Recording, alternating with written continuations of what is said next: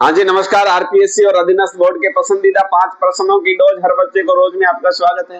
ये प्रश्न वो है जो आरपीएससी और अधीनस्थ बोर्ड में कंटिन्यू पूछ रहा है, लेकिन अभी पूछने का तरीका चेंज हो गया, हम घबरा गए और कथन और कारण के क्वेश्चन आगे बहुत डीपली आरपीएससी पूछ रही है, लोग पास नहीं हो रहे।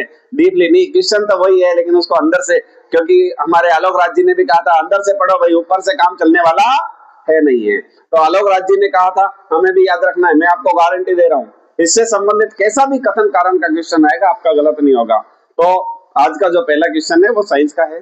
स्त्री जो गर्म होती है प्रेस, तो उसमें कौन सी धातु का प्रयोग किया जाता है? तो आपको याद रखना है नाइक्रोम। नाइक्रोम धातु का प्रयोग किया जाता है। तो आप इसमें जो है 80% निकेल होता है और 20% क्रोमियम होता है। ये आज का पहला क्वेश्चन। हाँ जी, आज का दूसरा क्वेश्चन अब पूछा आरपीएससी के द्वारा, मलुके का मेला कहाँ बढ़ता है? गुरुजी ये तो हमने सुना ही नहीं सुना तो सुन लो। जोधपुर के अंदर जूनी अनाज मंडी, वहां गंग श्याम मंदिर है, प्रसिद्ध मलुके का मेला बढ़ता है। अब कब बढ़ता है ये भी मैं आपको बता देता हूँ। नरसिंह चतुर्दशी को। ये नरसिंह चतुर्दशी कब आती है? ये वैशाख शुक्ल चतुर्दशी को आती है। वैशाख में 3 त्योहार है, याद रख लेना। अक्षय तृतीया, नरसिंह चतुर्दशी और बुद्ध पूर्णिमा, तीनों वैशाख माह के त्योहार है। तो नरसिंह चतुर्दशी कब आती है? वैशाख के महीने में, और वैशाख के महीने में बहुत विशाल मेला बढ़ता है, मलुके का मेला। याद रखना, मलुक का मतलब सुंदर भी होता है, ये याद रखना। हाँ जी, आज का तीसरा क्वेश्चन, राजस्थान में ग्रीष्म व शरद महोत्सव कहाँ मनाया जाता है? शीत महोत्सव या ग्रीष्म महोत्सव, एक ही स्थान का नाम बताना है। ये तो हमने कई बार पढ़ा है गुरुजी, हमको पता है कहाँ है, माउंट आबू में मनाया जाता है। अब क्वेश्चन ऐसा आएगा, कब मनाया जाता है और क्यों मनाया जाता है?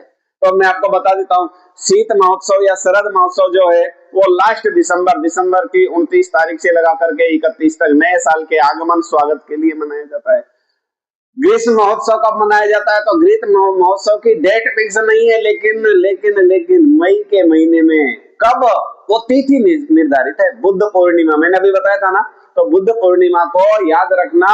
कौन सा महोत्सव मनाया जाता है? ग्रीष्म महोत्सव। कहां पर? माउंट आबू में।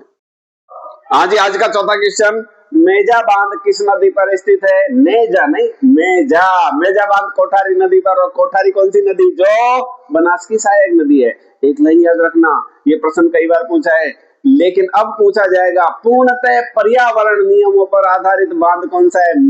आपको याद रखना है कौन सा बांध है? मेजा बांध। भीलवाड़ा शहर को पेयजल उपलब्ध करवा रहा है। कौन सा बांध? मेजा बांध। ऐसा कौन सा बांध है जो चारों तरफ से हरियाली से हरा भरा दिखाई दे रहा है? ये बांध भी कौन सा है? मेजा बांध। आपको याद रखना है। हाँ जी, आज का पांचवा और अंतिम क्वेश्चन, नगरीय प्रशासन की शीर्ष इकाई कौन सी है? तो नगरीय प्रशासन की शीर्ष इकाई होती है नगर निगम।